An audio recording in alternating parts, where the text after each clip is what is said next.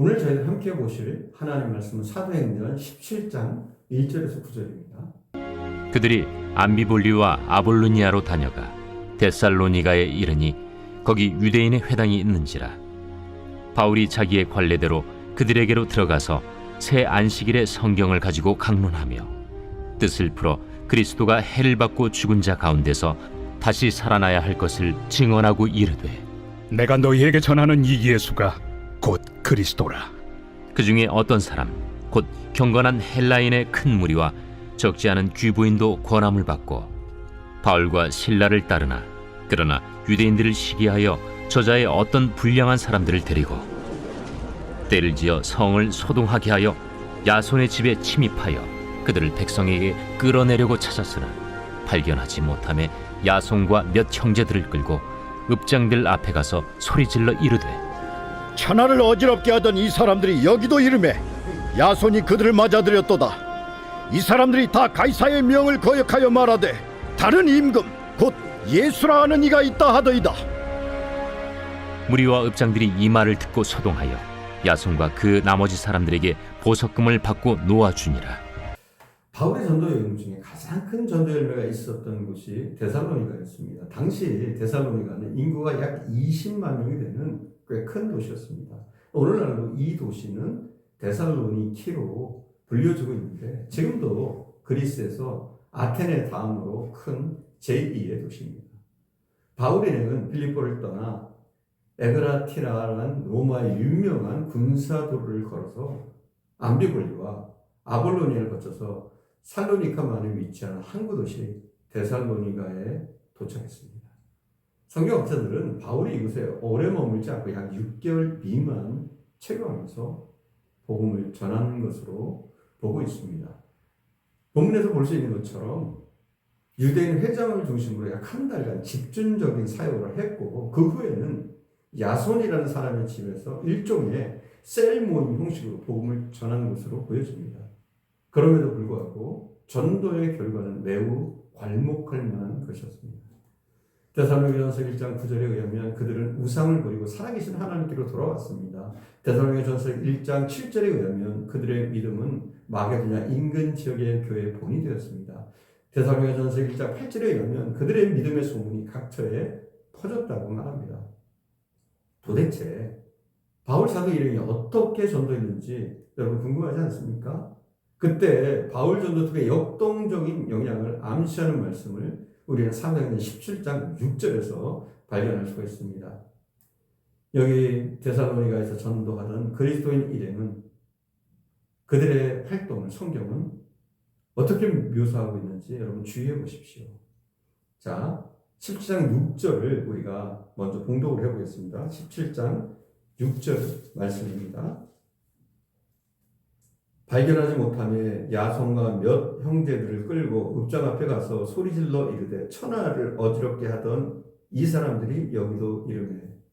자, 그 당시 그리스도인들을 복음을 전하는 그들을 어떻게 말하고 있느냐? 천하를 어지럽게 하는 사람들, 이렇게 표현하고 있습니다. 천하를 어지럽게 하는 사람. 물론 이 표현은 부정적인 것이지만 킹 제임스 버전은 이 대목을 아주 흥미롭게 번역하고 있습니다. 이렇게 번역하고 있어요. That have turned the world upside down. 뭐라고요? 세상을 뒤집어 놓은 사람들이다. 이렇게 얘기합니다. 세상을 upside down 했다. 이렇게 얘기합니다. 도대체 어떻게 했길래 세상을 뒤집어 놓았을까요? 데살로니가 교회를 만든 두 가지 비밀을 우리가 주목해야 합니다. 첫째는 복음적인 강의 설교 사역입니다. 본문 2절 3절을 보면 바울은 데살로니가에 도착하는 즉시 유대인 회당, 바울은 랍비였기 때문에 회당 설교의 자격을 가지고 있었습니다. 그러니까 회당에 찾아가서 허락을 받고 3주간에 걸친 말씀 강론 사역을 합니다.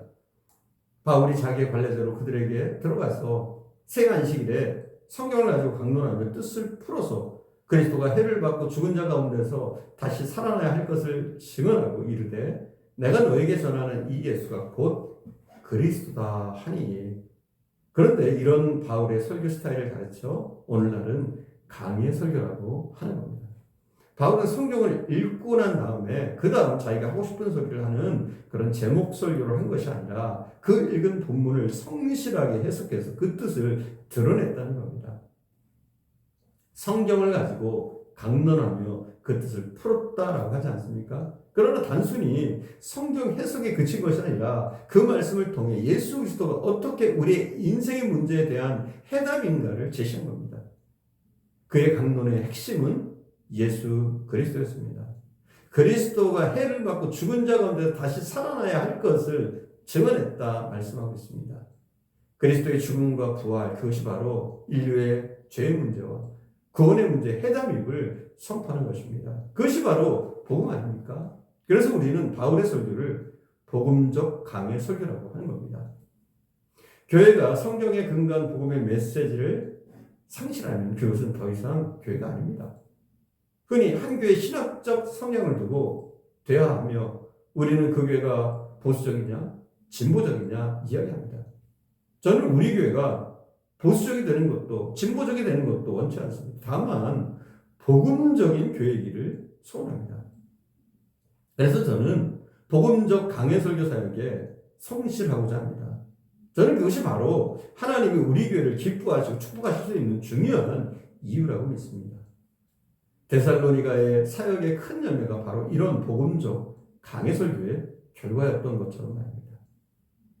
저는 시대의 변화와 함께 교회 사역 스타일이나 예배 스타일 등은 얼마든지 변화될 수 있다고 믿습니다. 그러나 역사가 흘러와도 우리 교회에 한 가지 변함없기를 소원하는 것이 있다면 성실한 말씀 강론 사역입니다. 그렇습니다. 앞으로 세월이 흘러도 우리 헤아림 교회 강단에서는 변함없는 복음의 메시지, 성경적 강해 설교에 이 생명수가 넘쳐오르기를 기도합니다. 그것만이 이 세상을 변화시키는 하나님의 방법이기 때문입니다.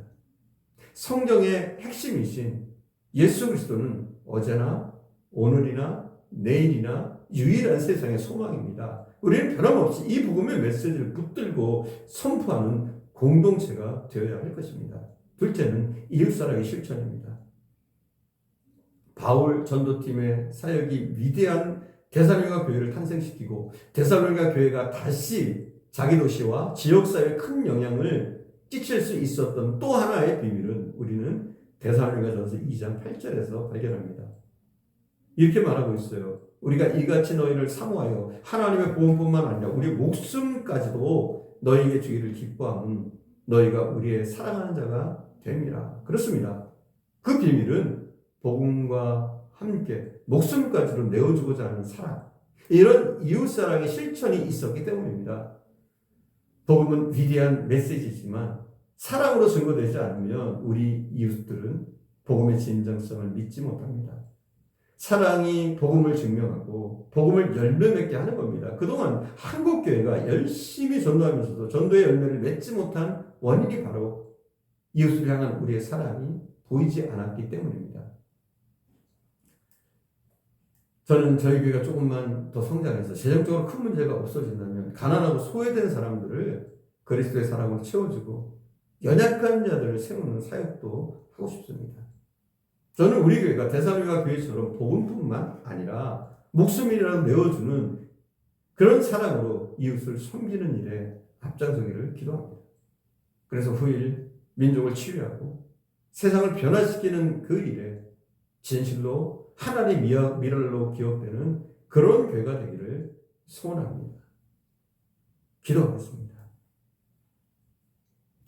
사랑하는 주님, 바울에 의해서 세워진 이 데살로니가 교회가 많은 교회들의 본이 되고 그 지역 복음화에 큰 역할을 감당했던 것을 보았습니다. 데살로니가 교회처럼 우리 헤아림 교회도 더욱더 말씀 가운데 똑바로 서서 말씀이 온전히 전해지는 교회가 되어지게 하시고 말씀 강론을 통해서 많은 사람들이 주를 똑바로 알게 하시며 믿음의 길을 가게 하옵소서. 아버지, 복음으로 충만한 교회가 되어줄 수 있도록 우리 헤아림 교회를 지켜주시고 이 복음을 들고 나아갈 때에 놀라운 기적의 역사도 일어나게 하시기를 원합니다. 데살로니가 같은 말씀 가운데 선 교회, 말씀이 온전히 전해지는 그런 교회가 될 수 있도록 주님 저희 교회를 더욱더 이끌어 주옵소서. 함께 하실 줄 믿사옵고 우리 구주 예수님의 이름으로 기도드립니다. 아멘.